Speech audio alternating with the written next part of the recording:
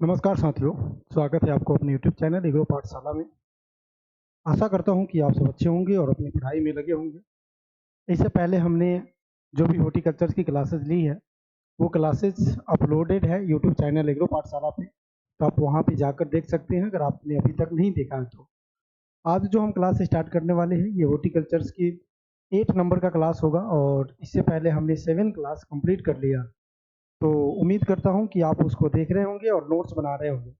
हालांकि पहले जो संख्या था स्टूडेंट का वो ज़्यादा था। पहले तो स्टार्टिंग में लोग एक्साइटेड होते हैं, फिर धीरे धीरे धीरे धीरे धीरे धीरे स्टूडेंट कम हो जाते हैं।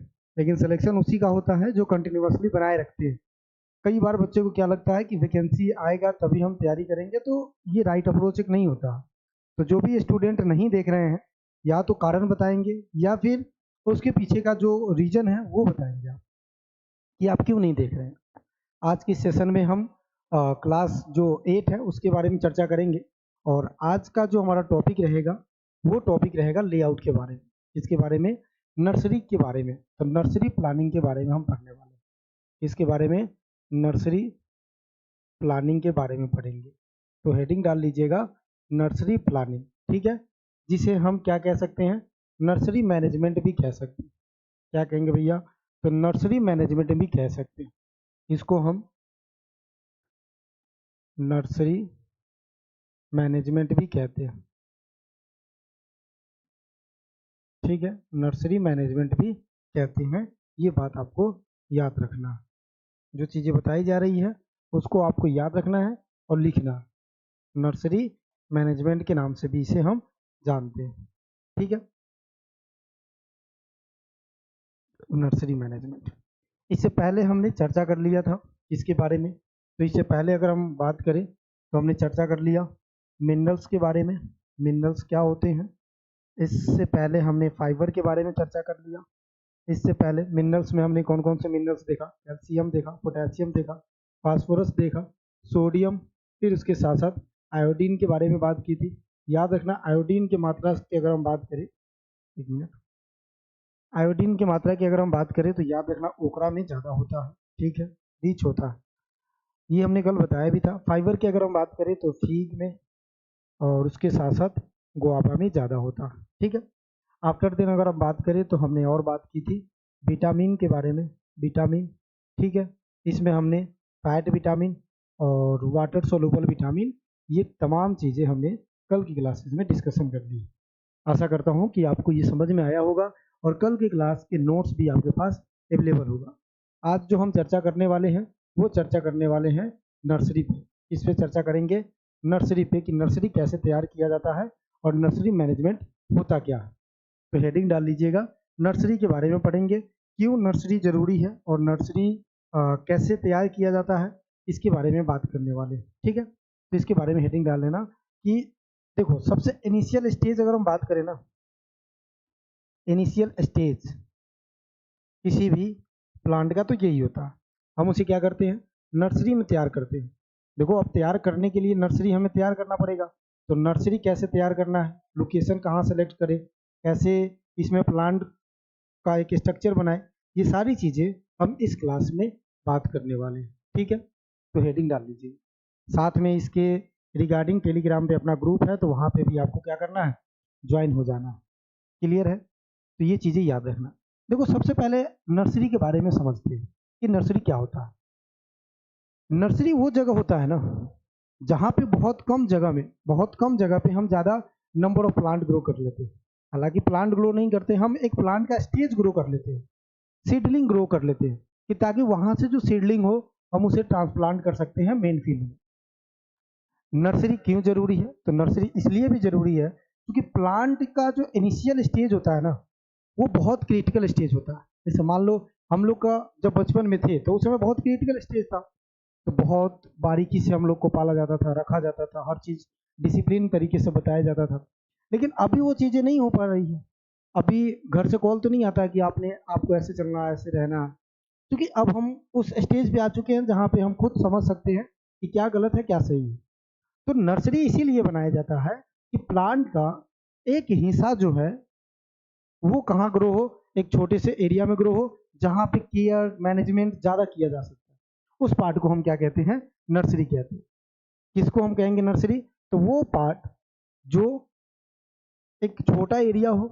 नर्सरी का मतलब क्या होगा, सबसे पहले तो हमें नर्सरी समझना होगा क्या होता है।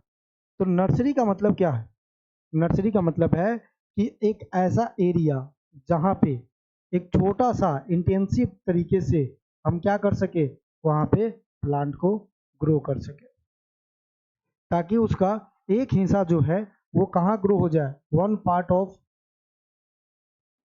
Total life cycle of plant कहाँ ग्रो हो जाएगा, वो नर्सरी में हो जाए।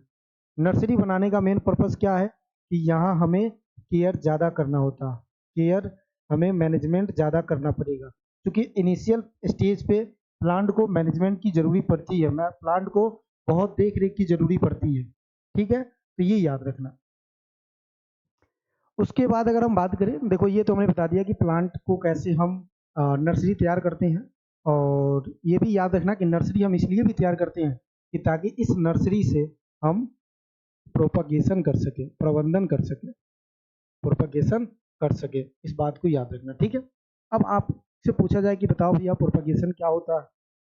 जैसे देखो ये मान लो कि नर्सरी है, ठीक है, ये हमारा क्या है, मेन फील्ड। ठीक है, ये नर्सरी है, ये हमारा मेन फील्ड है। अब नर्सरी में हम तैयार कर रहे हैं प्लांट को, ठीक है, नर्सरी में हम यहाँ पे क्या कर रहे हैं, तैयार कर रहे हैं एक स्टेज। जैसे मान लो कोई प्लांट है, उसके टोटल स्टेज जो है, मान लेते हैं कि 10 दिन का इसका लाइफ साइकिल है, मान लेते हैं, ऐसे इतना कम होता नहीं है। ठीक है, अब 10 दिन के लाइफ साइकिल है, उसमें से हम क्या करेंगे, उसमें से हम ये दिमाग लगाएंगे कि एट लीस्ट 2 दिनों का जो इसका लाइफ हो वो नर्सरी में हो, बाकी का जो लाइफ हो वो बाहर हो। ठीक है, पहला पर्पस तो ये होगा। दूसरा पर्पस ये होगा कि प्लांट को हम इसी स्टेज पे प्रोपागेशन के लिए तैयार करेंगे, प्रोपागेशन के लिए तैयार करेंगे, प्रबंधन के लिए, ठीक है, तैयार करेंगे। प्रोपागेशन का मतलब क्या होता है, तो प्रोपागेशन का मतलब होता है multiplication, multiplication of plant from one single plant. ठीक है, प्लांट का मल्टीप्लिकेशन करना एक सिंगल प्लांट से, यानी कि मल्टीपल ऑफ प्लांट्स हमें बनाना है, किससे, एक सिंपल प्लांट से। ठीक है, ये किसके द्वारा हो सकता है, तो सेक्सुअल भी होता है, एसेक्सुअल भी होता है, सेक्सुअल भी होता है, एसेक्सुअल भी होता है। ठीक है, ये याद रखना। अगर सीड से हो रहा है तो वो सेक्सुअल होगा, सीड के अलावा दूसरे कोई पार्ट से हो रहा है उसे हम क्या कहेंगे, एसेक्सुअल कहेंगे। चाहे आप इसे आप वेजिटेटिव पार्ट से मान लो, वेजिटेटिव पार्ट, जैसे उसके स्टेम हो गया, लीफ हो गया, ये सब चीजें हम यूज कर लेते हैं एसेक्सुअल। तो जब भी आपसे कोई पूछे कि नर्सरी क्या है, तो आप क्या बताओगे, नर्सरी वो स्थान है जहाँ पे प्लांट के इनिशियल पीरियड का देख रेख किया जाता है।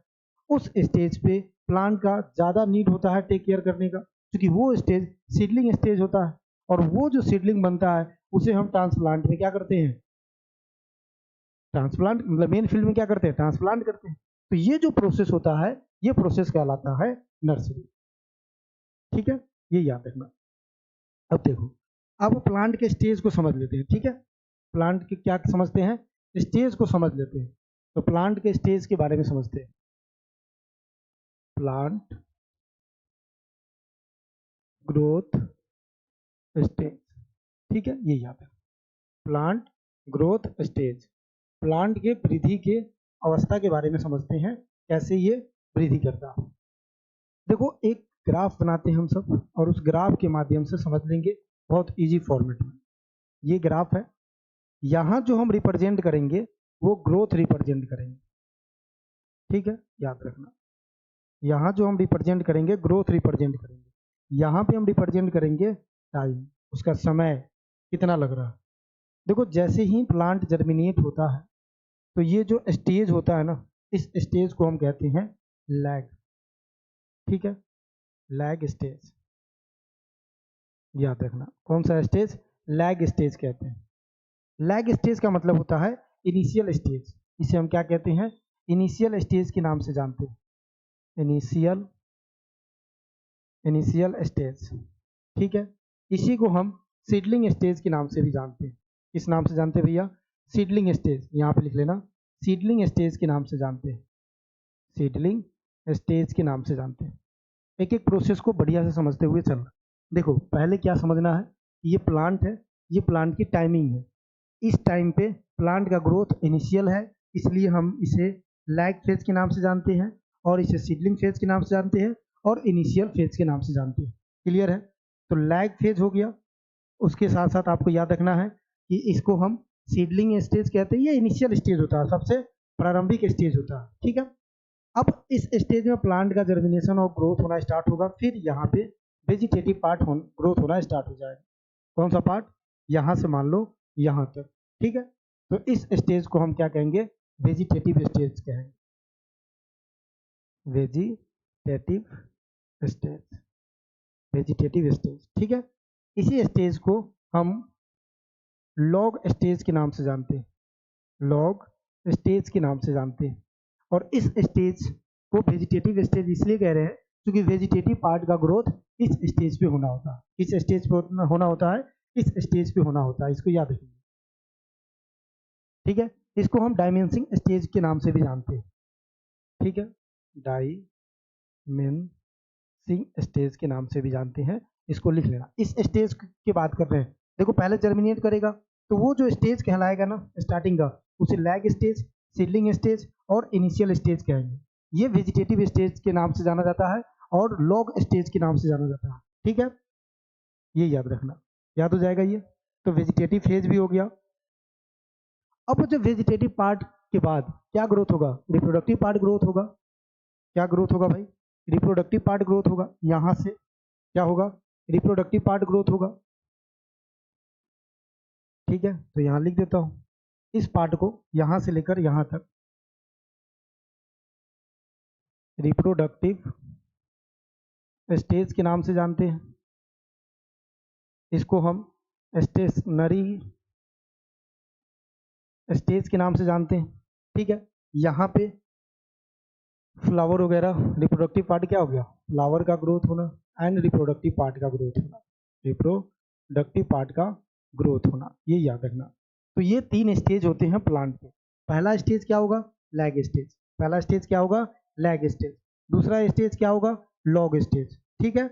ये याद रखना। इसे लेग स्टेज भी कहते हैं, लॉग या लेग स्टेज भी कहते हैं, तो ये भी लिख लेना, लेग स्टेज भी हम इसे कहते हैं। तो ये लैग स्टेज हो गया, ये लेग स्टेज हो गया। क्लियर है? इसको हम डायमेंसिंग स्टेज के नाम से भी जानते हैं। और साथ में स्टेशनरी स्टेज कौन सा हो जाएगा? ये वाला तीसरा स्टेज हो जाएगा। और ये स्टेज पे ग्रोथ रुक जाता है, इस स्टेज पे क्या हो जाएगा? ग्रोथ रुक जाएगा। इस स्टेज पे क्या होगा? ग्रोथ रुक जाएगा और यहाँ से जिरिंदा यानी कि सेनेसेंस आ जाता है, ठीक है। सेनेसेंस, जिसे हम जिरिंदा के नाम से जानते हैं, यहाँ पे आता है जिरिंदा, जिरिंदा के नाम से, ठीक है। ये देख लेना जिरिंदा कैसे लिखते हैं भाई, ठीक है। तो सेनेसेंस स्टेज ये आ जाता है। कौन सा स्टेज? सेनेसेंस स्टेज आ जाता है। तो सेनेसेंस स्टेज को आपको याद रखना है, याद हो जाएगा, ठीक। तो इसे लिख लेना जिरिंदा, शायद ऐसे लिखा था जिरिंदा। अब देखो, हमें प्लांट को, हमें भी कोई भी प्लांट है उसका कौन सा स्टेज ज़्यादा केयरफुल करना है? ये वाला स्टेज, ये वाला स्टेज जो सीडलिंग स्टेज है। और यही सीडलिंग स्टेज यानी कि लैग स्टेज जो होगा, इसको हम ट्रांसप्लांट करेंगे किस में? मेन प्लांट की तरफ। तो प्लांट जो ग्रोथ होता है फील्ड में, वो वेजिटेटिव पार्ट और उसके साथ साथ स्टेशनरी पार्ट होता है। हॉर्टिकल्चर क्रॉप्स की अगर हम बात कर रहे हैं तो ये मेन प्लांट में, मतलब मेन फील्ड में होता है। लेकिन इनिशियल पीरियड में हमें उसे ज़्यादा केयर करना रहता है, इसलिए हम उसे कहाँ ग्रो करते हैं? नर्सरी में ग्रो करते हैं, नर्सरी में ग्रो करते हैं, ठीक है। ये याद रखना, कहाँ ग्रो करेंगे भैया? नर्सरी में ग्रो करेंगे। और ये जो स्ट्रक्चर है ना, ये एस लाइक स्ट्रक्चर बन रहा है, देखो एस लाइक स्ट्रक्चर, इसको थोड़ा सा इधर से घुमाएंगे तो इस तरह से स्ट्रक्चर बन जाएगा, ठीक है। ये याद रखना। इसे हम सिग्मॉइड स्टेज के नाम से यानी कि कर्व के नाम से भी जानते हैं, कर्व के नाम से भी जानते हैं। और ये किसने दिया था? तो सच ने दिया था, ये याद रखना, ठीक है। सिग्मॉइड कर्व के नाम से भी जानते हैं, और इसका स्ट्रक्चर कैसा होगा, इस स्ट्रक्चर होगा। तो ये पॉइंट तो आपको याद रखना ही है। उम्मीद करता हूँ कि ये पॉइंट आपको याद होगा और ये पॉइंट आपको समझ में आ चुका होगा कि ये पॉइंट क्या बताना चाह रहा है। और ये बहुत सेंसिटिव पार्ट है, ये स्टेज जो होता है बहुत सेंसिटिव स्टेज होता है, इसलिए इस स्टेज को हम नर्सरी में लगा रहे हैं। क्यों नर्सरी में लगा रहे हैं, तो बिकॉज ऑफ ये कैसा होता है, सेंसिटिव स्टेज होता है, सेंसिटिव स्टेज होता है, इस बात को याद रखना, ठीक है। और ये वेजिटेटिव स्टेज हो गया और ये स्टेशनरी स्टेज हो गया, ठीक है। तो सिग्मॉइड कर्व किसने दिया था, सच ने दिया था, याद रखना, ठीक है। अब देखो, एक सीडलिंग होता है, एक याद रखना, एक तो सीडलिंग है, ठीक है, ठीक है, ये याद रखना। सीडलिंग की अगर हम बात करें ना, तो यही स्टेज है जिसे नर्सरी में तैयार किया जाता है, ठीक है। कहाँ तैयार किया जाता है, नर्सरी में तैयार किया जाता है। इस स्टेज का नाम आप याद रखना, सीडलिंग। एक होता है सैंपलिंग, ठीक है। ये स्टेज आपको याद रखना है कि एक होता है सीडलिंग, एक होता है सैंपलिंग, ठीक है। और सीडलिंग की अगर हम बात करें तो ये तो बहुत छोटा होता है, 1 इंच से भी छोटा होता है। हाइट की बात करें तो ये 1 से 6 इंच का होता है। तो हमें इस वाले पॉइंट को डिस्कशन करना है, इस वाले पॉइंट को डिस्कशन करना है। तो ये सीडलिंग वाले पॉइंट, ये सीडलिंग वाला पॉइंट और सीडलिंग वाला स्टेज कहाँ होगा, नर्सरी में। और इसी सीडलिंग को हम ट्रांसप्लांट करेंगे कहाँ पे, मेन फील्ड। कहाँ पे ट्रांसप्लांट करेंगे, मेन फील्ड में, मेन फील्ड में, बस ये याद है। तो अभी तक हमने कितने पॉइंट पर बात की है, देख लेते हैं एक बार। देखो, हमने बात किया कि नर्सरी क्या होता है। सबसे पहले हमने क्या देखा भाई, कि नर्सरी प्लानिंग करना है। तो नर्सरी प्लानिंग करने के लिए हमें नर्सरी को समझना पड़ेगा। तो हमने देखा कि एक ऐसा एरिया जो इनिशियल प्लांट स्टेज को क्या करता है, वहाँ पे ग्रो करता है। वो पार्ट जो होता है इनिशियल लाइफ ऑफ प्लांट, यानी कि शुरुआती दौर होता है। इस एरिया में टेक केयर यानी कि मैनेजमेंट केयर ज़्यादा देखने को मिलता है। साथ में नर्सरी का एक और हमारा कह सकते हैं कि कारण है बनाने का, या नर्सरी का एक उद्देश्य है प्रोपागेशन। क्या है प्रोपागेशन, प्रोपागेशन मतलब प्रबंधन जिसे कहते हैं। तो ये multiplication of plant from the single plant source, ठीक है। ये सेक्सुअल भी होता है और ये एसेक्सुअल होता है। ये उस वाले पॉइंट पे पढ़ेंगे जब हम उस वाले पॉइंट प्रोपागेशन वाला पॉइंट पे चलेंगे। ये बात कर लिया। फिर हमने बात किया कि प्लांट जो ग्रोथ है वो स्टेज जो है कैसा है। तो पहला स्टेज इनिशियल स्टेज, जिसे लैग स्टेज, जिसे हम सीडलिंग स्टेज, दूसरा लेग स्टेज, लॉग स्टेज, और इसको हम डायमेंसिंग स्टेज के नाम से जानते हैं। साथ में हमें ये भी याद रखना है कि इसे वेजिटेटिव पार्ट ग्रोथ होता है। यहाँ पे स्टेशनरी जो होता है ये ग्रोथ को रोक देता है, क्योंकि रिप्रोडक्शन पार्ट यहाँ पे तैयार हो चुका है। तो फ्लावर आना, रिप्रोडक्टिव पार्ट का ग्रोथ होना, फ्लावर आएगा तो रिप्रोडक्टिव पार्ट ग्रोथ होगा। तो ये पॉइंट क्या होगा, यहाँ पे ग्रोथ रुक जाएगा। अब ग्रोथ रुक जाएगा तो वो जिंदा की तरफ चला जाएगा, यानी कि सेनेसेंस की तरफ चला जाएगा। तो ये जो कर्व होता है इसे हम सिग्मॉइड कर्व कहते हैं। और इसका जो आपका मतलब ये दिया हुआ जो कर्व है ये किसके द्वारा दिया गया था, तो सच के द्वारा दिया गया था, याद रखेंगे, ठीक है। एक टर्म होता है प्रोपागेल्स, एक टर्म होता है प्रोपागेल्स। प्रोपागेल्स का मतलब क्या होता है, एक बार क्वेश्चन पूछा हुआ है, ठीक है। प्रोपागेल्स का मतलब कुछ नहीं होता। प्रोपागेल्स का मतलब होता है कि प्रोपागेशन के लिए कोई भी पार्ट का जो प्लांट यूज कर रहे हैं ना, वो यूज किया हुआ पार्ट क्या कहलाएगा, प्रोपागेल कहलाएगा। कोई यूज किया हुआ पार्ट क्या कहलाएगा, तो प्रोपागेल कहलाएगा। इस बात को याद रखना। पहली चीज क्या याद रखना है कि प्लांट का कोई भी पार्ट, जैसे मान लो स्टेम आप यूज कर रहे हो, तो स्टेम क्या हुआ, प्रोपागेल्स हुआ, ठीक है। ये बात याद रखना, ठीक है। तो हम इसे लिख सकते हैं, any structure for use, any structure use for plant propagation. कोई भी स्ट्रक्चर प्लांट प्रोपागेशन के लिए यूज होता है, उस स्टेज को हम क्या कहते हैं, तो उसे हम कहते हैं प्रोपोग्यूल। क्या कहते हैं भैया, प्रोपोग्यूल कहते हैं।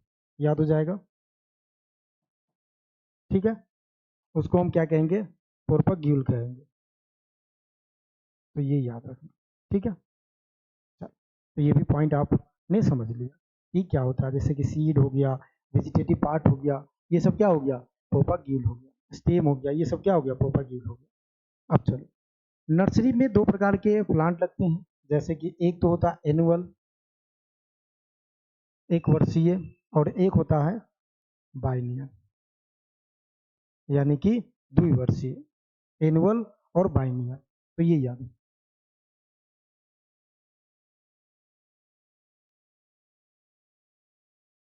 एनुअल की अगर हम बात करें तो याद रखेंगे कितना, 3 से 4 वीक का हो जाएगा तो वो एनुअल कहलाएगा। 3 से 4 सप्ताह का जो होगा प्लांट उसमें ग्रो कर रहा है वो एनुअल कहलाएगा। ठीक है, ठीक है। और दूसरा याद क्या रखना है, 5 से 7, तो इसे डेज में भी बदलेंगे तो बदल सकते हैं। ठीक है, याद रखना। ये कितना हो जाएगा, तो 21 और 28, 21 से 28 डेज, नहीं हो जाएगा? हो जाएगा जी। और ये 35 से 49 डेज। ठीक है, यानी कि ये नर्सरी में रहता है, इस बात को आपको याद रखना है। अब इम्पोर्टेंस ऑफ नर्सरी की अगर हम बात करें तो ये सब जानते हैं, लेकिन फिर भी लिख लेते हैं, क्या पता कहीं एग्जाम में पूछ ले, इंटरव्यू में पूछ ले, ये इंटरव्यू ओरिएंटेड है।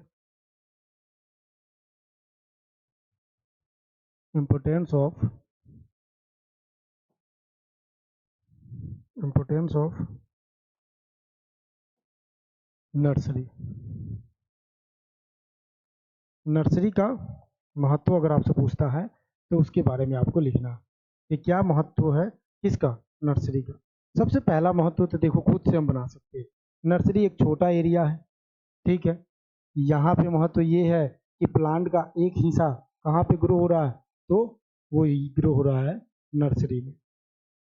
दूसरा, इस प्लांट को कोई दिक्कत नहीं होने दिया जाएगा, इस प्लांट को इस नर्सरी में कोई दिक्कत नहीं होने दिया जाएगा, तो प्लांट आसानी से क्या हो सकता है, अच्छे तरीके से यहाँ पे ग्रोथ कर सकता है, ग्रोथ एंड डेवलपमेंट कर सकता है। दूसरा, इसको मैनेजमेंट अच्छे से मिलेगा, केयर अच्छा से मिलेगा, तो किसी प्रकार से इसमें डैमेजिंग का प्रॉब्लम्स नहीं होगा। साथ में हर चीज़ प्रॉपर वे में मिलेगा, प्रॉपर वे में इसको क्या मिलेगा, तो इसको सारे प्रोसेस मिलेगा। ठीक है, तो नर्सरी के बारे में इंपॉर्टेंस अगर आपसे पूछे तो क्या बता सकते हैं, खुद से बनाकर भी बता सकते हैं। नर्सरी का क्या इंपॉर्टेंस है, नर्सरी का इंपॉर्टेंस ये है कि छोटा एरिया है, देख रेख कर रहे हैं, साथ में बढ़िया से होगा, जिस चीज़ को देख रेख किया जाता है उसका ग्रोथ अच्छा हो जाता है, उसका कोई भी दिक्कत आने में कोई समस्या नहीं रह पाती है, और साथ साथ यहाँ पे ये प्रोडक्टिविटी ज़्यादा होगा। ठीक है, और यहाँ पे नंबर ऑफ प्लांट भी तो ज़्यादा बन रहे हैं, क्या होगा, नंबर ऑफ प्लांट भी यहाँ ज़्यादा होगा। तो मैनेजमेंट का ये एडवांटेज है, तो इसको भी लिख लेना। ठीक है, तो ये सारी चीज़ें मैनेजमेंट है। अब एक एक लाइन लिखाने का क्या मतलब है, ये सारी चीज़ें इंपॉर्टेंट है।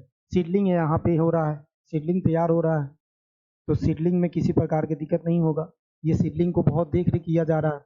जैसे एक तो डिसिप्लिन मैनर में होगा, जैसे मान लो कि अपन बचपन में रहते हैं घर पे, तो उस समय जब फादर साहब हमारे बहुत डिसिप्लिन के साथ रखते हैं, हम लोग भी बहुत डिसिप्लिन के साथ रहते हैं, लेकिन जैसे ये घर हम छोड़कर बाहर हॉस्टल वगैरह में आते हैं, तो आपको पता है कि डिसिप्लिन कितना मतलब हम यहाँ पे रखते हैं।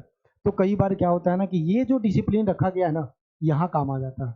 अगर आपको सही से डिसिप्लिन रखा गया है तो आप हॉस्टल पे जाके अच्छे से पढ़ाई कर लोगे, थोड़ी सी तो मस्ती करोगे, बट इतना नहीं मस्ती करोगे जितना जिसको शुरू में ही डिसिप्लिन नहीं रखा गया। इसलिए हम स्टार्टिंग में ही क्या बोलते हैं कि शुरू से ही बच्चा को डिसिप्लिन मैनर में रखना चाहिए, कि ताकि वो आगे चलकर अनडिसिप्लिन ना हो पाए। ठीक है, तो ये चीज़ें याद रखना।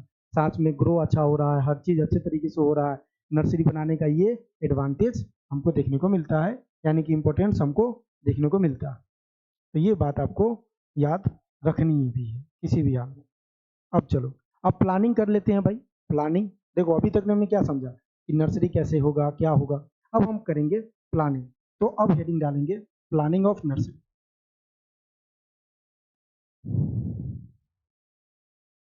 Planning of nursery. ठीक है, नर्सरी के लिए जो हम प्लानिंग कर रहे हैं ना, उसके बारे में नर्सरी, प्लानिंग ऑफ नर्सरी के बारे में बात करेंगे। तो प्लानिंग ऑफ नर्सरी के बारे में बात करेंगे तो किन किन बातों को ध्यान रखना पड़ेगा। मान लो आपको नर्सरी तैयार करना है, तो आप प्लान करोगे ना कि कहाँ पे नर्सरी होगा, तो सबसे पहला प्लान तो यही होना चाहिए कि भाई जहाँ पे भी हम नर्सरी बनाए नर्सरी जहाँ पे भी एस्टेब्लिशमेंट कर रहे हैं वो रोड साइड होना चाहिए ताकि उसे ट्रांसपोर्ट किया जा सके। दूसरी चीज, लोकेशन सही होना चाहिए। लोकेशन के साथ साथ मिट्टी सही होना चाहिए। जैसे आप देखोगे तो हमारे पास तरह तरह की मिट्टी है, उसमें से एक जो मिट्टी होता है ना, जैसे सैंडी सॉइल, ठीक है, सैंडी लोमी सॉइल, ये क्या होता है, इसका ड्रेनेज पावर बढ़िया होता है। क्योंकि सैंडी सॉइल में है ना, वो कौन सा पोर्स है, तो मैक्रोपोर है। और लोम का मतलब क्या होता है, तीनों सॉइल का मिक्सचर। इसका, तो क्ले का, तीनों टेक्सचर का मिक्सचर, उसके बाद सैंड का, उसके बाद सील्ट का। तो इन तीनों का मिक्सचर है, तो माइक्रो भी है मैक्रो भी है। तो मैक्रो इसलिए ड्रेनेज सिस्टम इसका क्या है, ज़्यादा है। और ड्रेनेज सिस्टम ज़्यादा है तो याद रखेंगे नर्सरी में सबसे ज़्यादा जो प्रॉब्लम होती है ना, वो मॉइस्चर से होती है। अगर ज़्यादा मॉइस्चर है तो डैम्पिंग ऑफ जैसे प्रॉब्लम देखने को मिलता है। डैम्पिंग ऑफ आपको याद ही होगा, ठीक है। तो डैम्पिंग ऑफ जैसी प्रॉब्लम देखने को मिलता है। और नर्सरी का सबसे बड़ा प्रॉब्लम है कि वहाँ पे पानी ज़्यादा नहीं होना चाहिए, मॉइस्चर ज़्यादा नहीं होना चाहिए। तो नर्सरी का प्लानिंग करते समय हम किन किन बातों पर ध्यान देते हैं, इन बातों को आपको क्या करना है, ऐड करना है। सबसे पहले लोकेशन हम देखेंगे, क्या देखेंगे, लोकेशन देखेंगे। इस लोकेशन में भी दो चीज़ें हैं। पहला तो एरिया, यानी कि उस भूमि के बारे में बात करेंगे, भूमि कैसा है, ठीक है। दूसरा अगर हम बात करें तो वहाँ पे हम क्या बात करेंगे भाई, उस भूमि के स्टेटस के बारे में बात करेंगे, यानी कि हम कह सकते हैं उस सॉइल के बारे में बात करेंगे, ठीक है, याद रखेंगे। फिर अगर हम बात करें तो दूसरा जो है वो है इरिगेशन फैसिलिटी भी तो होना चाहिए। स्टार्टिंग में तो हमें पानी देना ही होगा, तो सिंचाई का व्यवस्था भी सही होना चाहिए, सिंचाई, ठीक है। दूसरा पॉइंट ये हो गया। तीसरा, हमें सिंचाई देंगे तो उसके लिए एनर्जी भी चाहिए, एनर्जी पावर भी चाहिए, ठीक है। ये चीज़ें याद रखना। तो ये सारी चीज़ें चाहिए हमें।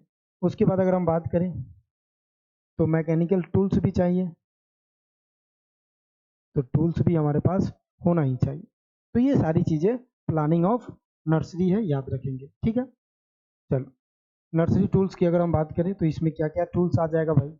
एक तो ग्रोइंग मीडिया, ग्रोइंग मीडिया, आप जानते हैं ग्रोइंग मीडिया के बारे में, जिस मीडिया में किसी को ग्रो करना होता है, जैसे कि वर्मिकुलाइट, ये क्या है, ये ग्रोइंग मीडिया ही है।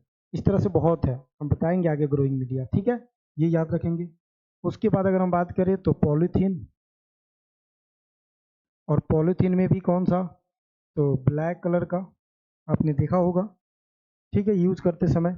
फिर उसके बाद अगर हम बात करें तो और क्या यूज कर सकते हैं भैया, तो और हम यूज कर सकते हैं ट्रे वगैरह यूज कर सकते हैं, ठीक है। तो ये यूज कर लेंगे, इस तरह से ट्रे जो होता है उसको यूज कर लेंगे, ठीक है। तो ये सारी चीज़ें आपको याद रखना है। साथ में अगर हम बात करें तो लेबर भी चाहिए काम करने के लिए वहाँ पे, तो लेबर भी उपलब्ध होना पड़ेगा। तो प्लानिंग करते समय हम इन सारी बातों को क्या करते हैं, ध्यान में रखते हैं। पहला बात ये ध्यान में रखते हैं कि भाई हम जहाँ लोकेशन देख रहे हैं वहाँ कैसा लोकेशन है, ठीक है। दूसरी चीज़ ये देखना है कि इरिगेशन फैसिलिटी क्या है, एनर्जी सोर्स क्या है, एनर्जी पावर यानी कि एनर्जी सोर्स क्या है। मैकेनिकली टूल्स में हम क्या यूज़ कर सकते हैं, तो अ, जैसे कि इक्विपमेंट की अगर हम बात करें, यानी कि टूल्स की बात करें, ग्रोइंग मीडिया यूज़ कर सकते हैं, पॉलीथीन यूज़ कर सकते हैं, पॉलीथीन बैग कहते हैं जिसको, ठीक है। प्रो ट्रे यूज़ कर सकते हैं, तो ट्रे के बारे में बात किया। केमिकल कंपोस्ट वगैरह भी यूज़ कर सकते हैं, तो लिख लेना केमिकल कंपोस्ट, केमिकल कंपोस्ट भी यूज़ कर लेते हैं, ठीक है। क्या यूज़ कर लेते हैं, केमिकल कंपोस्ट भी यूज़ कर लेते हैं। तो पहला, दूसरा, तीसरा, चौथा और पांचवा, पांच चीज़ हम क्या करते हैं, यूज करते हैं, ठीक है। चलो, ये याद रखना। अब पढ़े आगे एक एक पॉइंट को। तो पहला पॉइंट लिखो, सिलेक्शन ऑफ, पहला जो पॉइंट है वो ये है, selection of land, selection of, यानी कि भूमि की,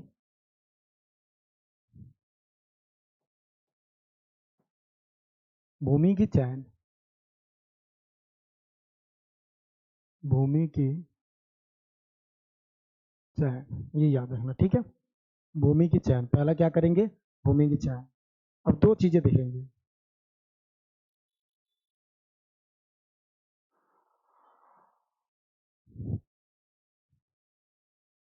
चलिए, तो सबसे पहले हम क्या कहेंगे, सिलेक्शन ऑफ लैंड, यानी कि भूमि का पहले हम क्या करेंगे, चयन करेंगे। और इस भूमि के चयन में दो चीजें हम देखते हैं, एक सिलेक्शन ऑफ क्या देखेंगे, एक लोकेशन देखेंगे सिलेक्शन ऑफ लैंड में, और एक उसके मिट्टी की बारे में बात करेंगे कि कैसा है। तो पहला हम क्या बात करेंगे भाई, लोकेशन के बारे में। पहला लोकेशन, एक क्या देखेंगे, लोकेशन, ठीक है। दूसरा क्या देखेंगे, तो इसके सॉइल के बारे में बात करेंगे।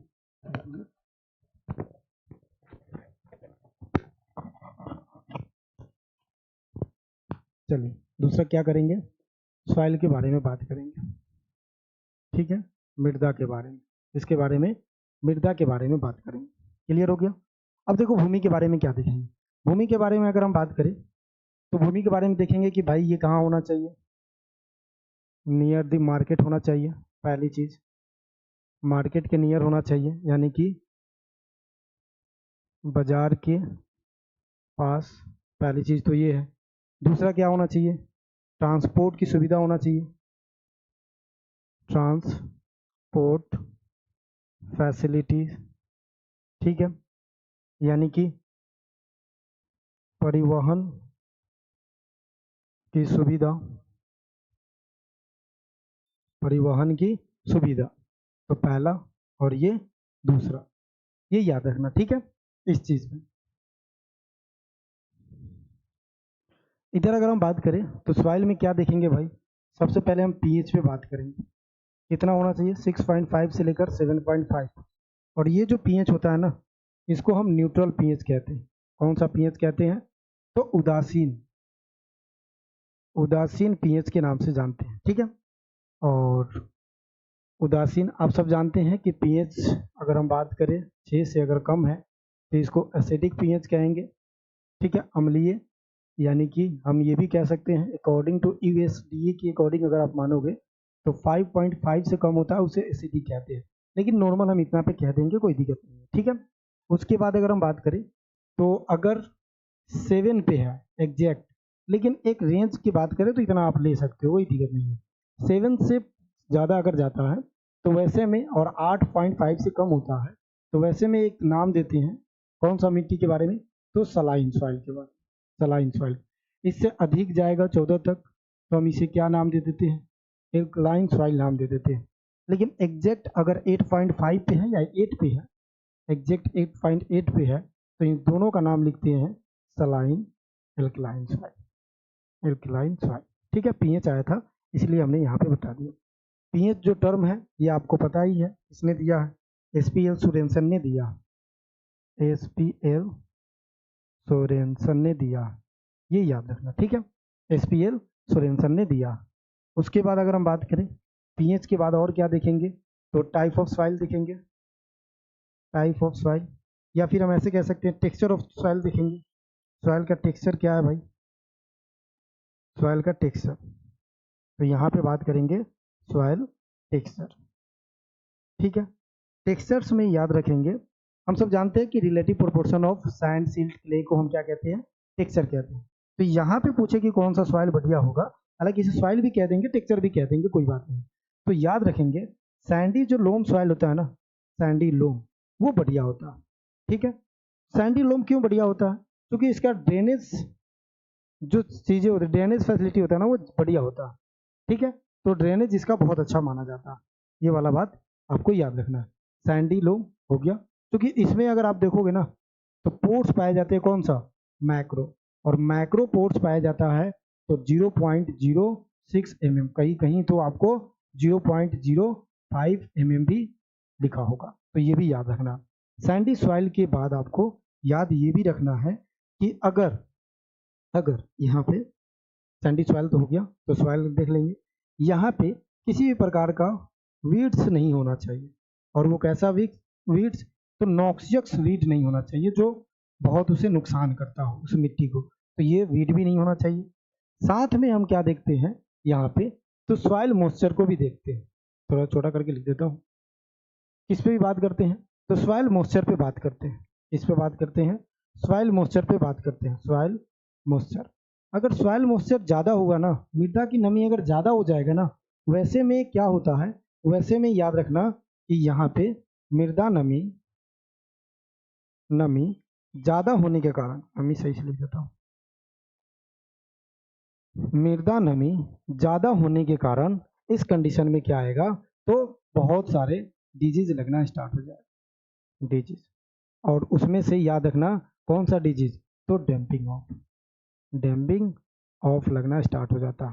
इसमें क्या होता है, प्लांट ऐसे लगा हुआ है और इसके पास इतना ना पानी हो चुका है कि यहाँ से ये ब्रेक हो जाता, क्या हो जाता है, टूट जाता। ठीक है,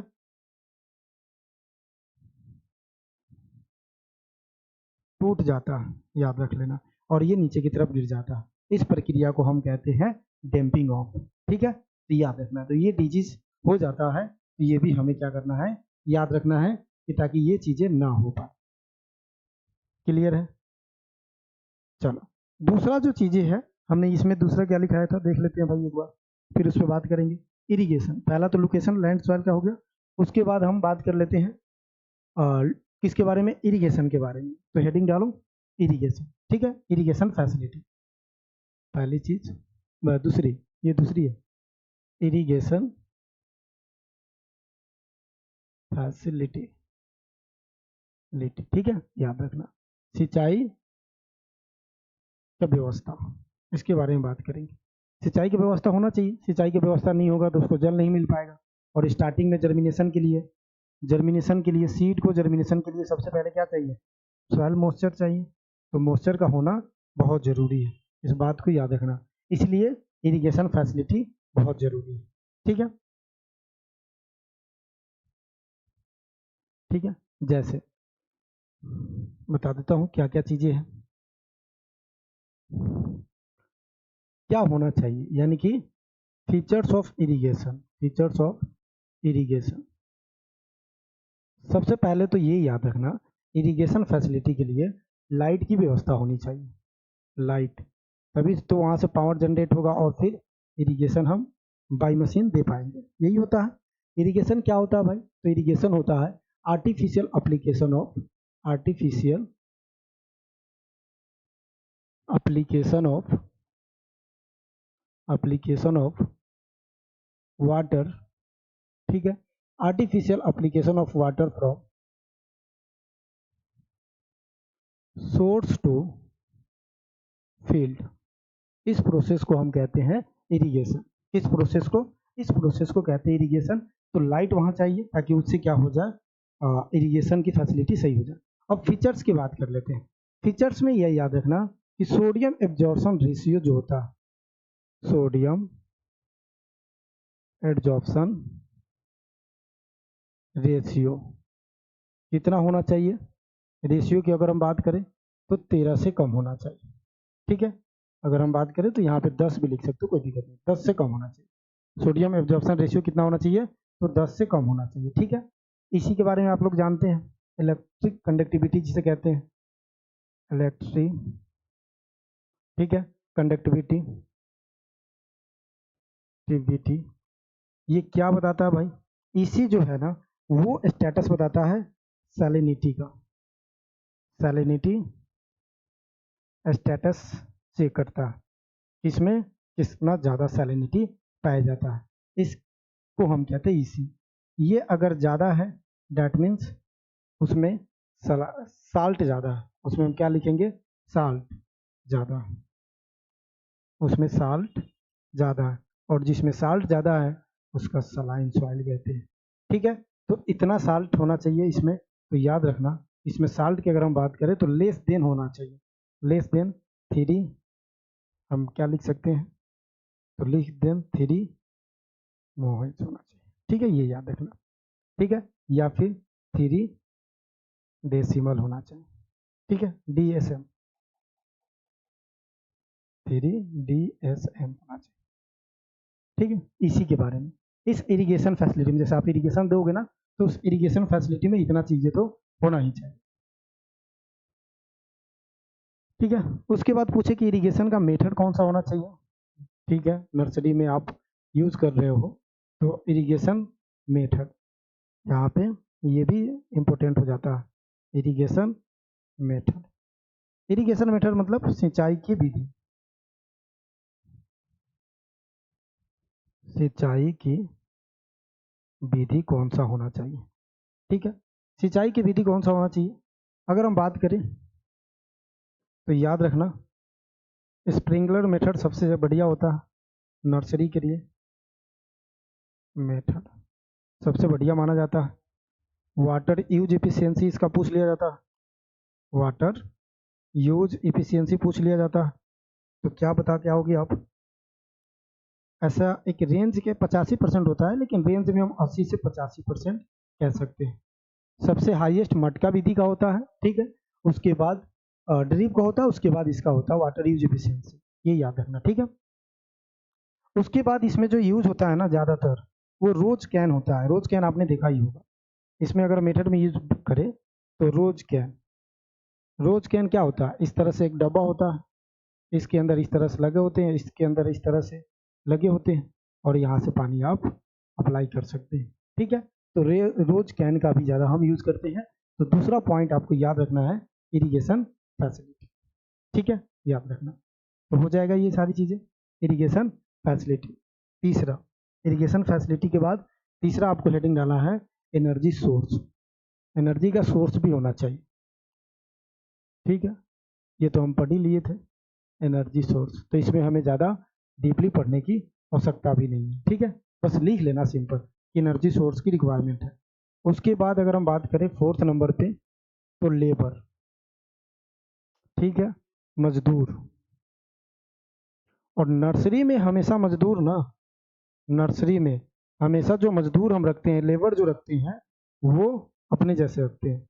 ठीक है, यानी कि स्किलफुल, स्किलफुल, स्किलफुल होगा, उसके पास स्किल होगा, तो वो प्रॉपर तरीके से काम कर पाएगा, प्रॉपर तरीके से देख रेख कर पाएगा। अदरवाइज वो प्रॉपर ढंग से ये चीज़ें यूज ही नहीं कर पाएगा। तो इसलिए जब भी हम लेबर का सिलेक्शन लेंगे, उसमें स्किलफुल हम लेंगे, ताकि वो प्रॉपर मैनेजमेंट कर सके, फुली मैनेजमेंट कर सके। अब ऐसा ना कि उनको पता ही ना हो कि रोज कैन क्या होता है, और रोज कैन उठाए और वो खेलने लग जाए, ये तो बंदूकें हैं। तो इस तरह से थोड़ा सा याद रखना है। ठीक है, उसके बाद फोर्थ नंबर पे अगर हम बात, फिफ्थ नंबर पे बात करें, तो पॉलीथीन बैग। फिफ्थ नंबर पे पॉलीथीन बैग। ठीक है, और प्लास्टिक की बैग कैसा होगा, तो ब्लैक कलर का होना चाहिए। आपने देखा ही होगा, इस तरह से होते हैं, इसमें नर्सरी लगे होते हैं। ठीक है, ये याद रखना। तो ये कैसा होना चाहिए, ब्लैक कलर का। कैसा होना चाहिए, ब्लैक कलर का। लिख लो, ब्लैक कलर का, ये याद रखना। ठीक है, ये याद रखना यहाँ पे नर्सरी पे। क्योंकि देखो, नर्सरी जो होता है ना, वो खुद सैड में होता है, सैडिंग लविंग होता है। ठीक है, उस केसेस में ऐसा चाहिए कि अगर टेम्परेचर मिल रहा है, उसको क्या करें, अपने पास ज़्यादातर रखें। ठीक है, लाइट मिल रहा है, तो इसका एल्बिडो रेशियो क्या होता है, ज़्यादा होता है। एल्बिडो रेशियो ज़्यादा होता है, बताएंगे जब मेट्रोलॉजी पढ़ाएंगे तो। इसलिए ब्लैक कलर ज़्यादा यूज करते हैं, लिख लिए। तो ये पॉइंट भी लिख लेना। ठीक है, तो ये सारी पॉइंट आपको काफ़ी ज़्यादा हेल्प करेगा। बाकी आपको टूल्स इक्विपमेंट के बारे में तो बता ही दिया है कि टूल्स में क्या क्या चीज़ें यूज करेंगे, तो हालांकि लिख लेते हैं उसको भी, लिख लो उसको भी। सेवेंथ नंबर पे टूल्स के बारे में, इक्विपमेंट के बारे में, इसमें अगर हम बात करें तो सबसे पहले हम क्या यूज करेंगे, प्रो ट्रे यूज करेंगे, ट्रे यूज कर सकते हैं। ठीक है, केमिकल कंपोस्ट, केमिकल कंपोस्ट वगैरह यूज कर सकते हैं। उसके बाद ग्रोइंग मीडिया यूज कर सकते हैं, ग्रोइंग मीडिया यूज कर सकते हैं, वो मीडिया जिस पे प्लांट नर्सरी को ग्रो करेंगे। ठीक है, हो जाएगा इतना। तो अब से ना एक चेंजेस है क्लासेस में, कि क्लासेस थोड़ा सा कम रखेंगे, कि ताकि आप भी जितना पढ़ो उतना समझ पाओ, और ऐसा भी ना हो कि सर के ऊपर से जा रहा है, कुछ समझ ही नहीं आ रहा है। ठीक है, तो ये याद रखना। ठीक है, एक जो 8 नंबर पे आपको लिखना है, वो लिखना है प्रोजनी ब्लॉक। क्या लिखना है 8 नंबर पे, प्रोजनी ब्लॉक। ये कितने नंबर का वीडियो, 14। Progeny, progeny block. ठीक है, इसे हम मदर ब्लॉक के नाम से या मदर हाउस के नाम से भी जानते हैं, या फिर हम ऐसे कह सकते हैं मदर ब्लॉक। ठीक है, ये याद रखना, प्रोजनी ब्लॉक का होना बहुत जरूरी है। ठीक है, ये याद रखना।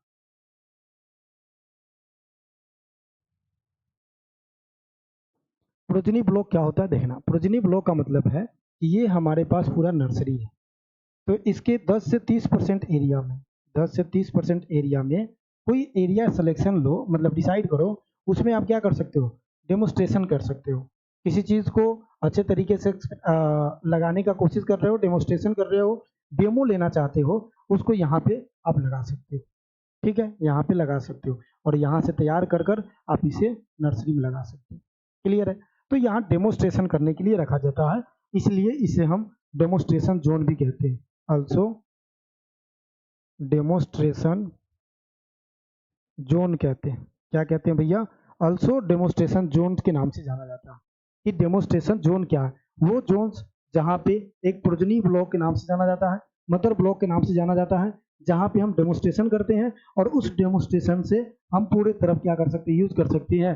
इस जोन्स को हम कहते हैं डेमोस्ट्रेशन जोन्स। और पूरे जो नर्सरी है उसका 10 से 30% प्रोजनी ब्लॉक होना ही चाहिए। ठीक है, तो ये भी याद रखना है। तो 8 प्रकार की चीजें आपको याद रखना ही रखना। ठीक है, अब इसमें क्या होगा, जैसे वहां पे प्रोजनी है ना, थोड़ा सा प्लांट को स्पेस कम करवा देना पड़ेगा, वहां पे बहुत चीजें देखना पड़ेगा आपको।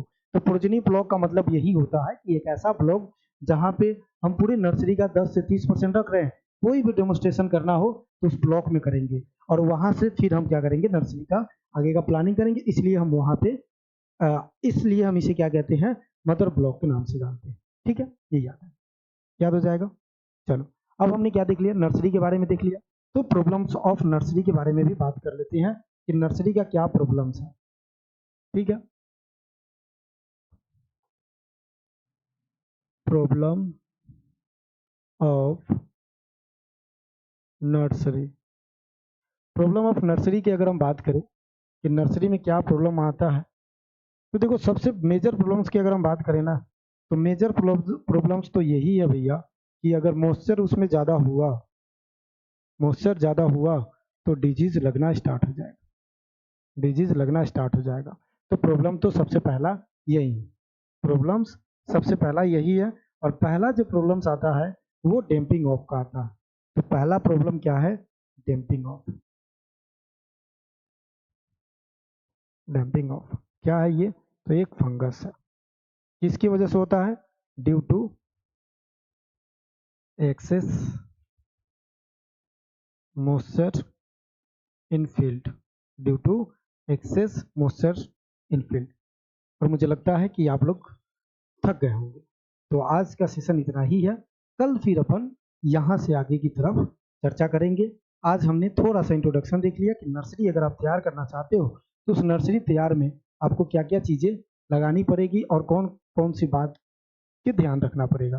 तो ये सारी चीज़ें यहाँ पे हो चुकी है। देखो यहाँ से एक बार रिवाइज करवा देता हूँ, फिर अपन कल की सेशन में ये सारे टॉपिक जो बचा हुआ है इसके बारे में बात करेंगे। ठीक है, चलो, तो आज के लिए इतना ही, मिलते हैं। और सारे पॉइंट यहाँ से हमने डिस्कशन किया था कि भैया 8 नंबर का लेक्चर है nursery planning, nursery planning, nursery management, यहाँ पे प्रोपागेशन के लिए और नर्सरी को एक सही डायरेक्शन मिले, एक सही टाइम पे अच्छा से ग्रोथ हो पाए, केयर हो पाए, मैनेजमेंट हो पाए, इसलिए हम नर्सरी लगाते हैं। नर्सरी प्रोपागेशन, प्रोपागेशन का मतलब था कि एक प्लांट से बहुत सारा प्लांट का तैयार करना। प्रोपागेशन कहलाता है बाई सीड हो सकता है, बाई वेजिटेटिव पार्ट हो सकता है। सीड होगा तो सेक्सुअल और सीड नहीं होगा तो उसे एसेक्सुअल, मतलब प्लांट का कोई भी पार्ट यूज करेंगे। नर्सरी ग्रोथ स्टेज, ये ग्रोथ स्टेज याद रखना, इसको हम सिग्मोइड कर्व के नाम से जानते हैं, सच वैज्ञानिक ने दिया था। उसके बाद प्रोपागेशन, ये याद रखना, ठीक है। प्रोपागेल्स, ठीक है, ये क्या है, प्रोपागेल्स। प्रोपागेल्स का मतलब यही होता है कि कोई भी पार्ट यूज कर रहे हो उस प्रोपागेशन के लिए उसे प्रोपागेल्स कहते हैं। आगे एनुअल तो इतना दिन, बाइनियल तो इतना दिन। ठीक है, इंपॉर्टेंस ऑफ नर्सरी बता दिया था, प्लानिंग ऑफ नर्सरी बता दिया, ये प्लानिंग ऑफ नर्सरी है। सिलेक्शन ऑफ बता दिया, पहला कि लैंड का सिलेक्शन करेंगे तो लोकेशन और सॉइल देखेंगे। ठीक है, उसके बाद सीडलिंग और सैपलिंग, ये तो स्टार्टिंग वाला था लेकिन यहाँ पे आ गया। इरिगेशन फैसिलिटी बता दिया, उसके बाद ये लेबर्स वगैरह बता दिया, उसके बाद ये बता दिया, और कल हम यहाँ से स्टार्ट करेंगे। तो उम्मीद करेंगे उम्मीद है करेंगे क्या कि आप इसको अच्छे तरीके से पढ़ेंगे, नोट्स बनाएंगे, बाकी आपकी मर्जी है। ठीक है, चलो नोट्स बनाना है आप सबको, ठीक है। मिलते हैं, जब तक के लिए धन्यवाद।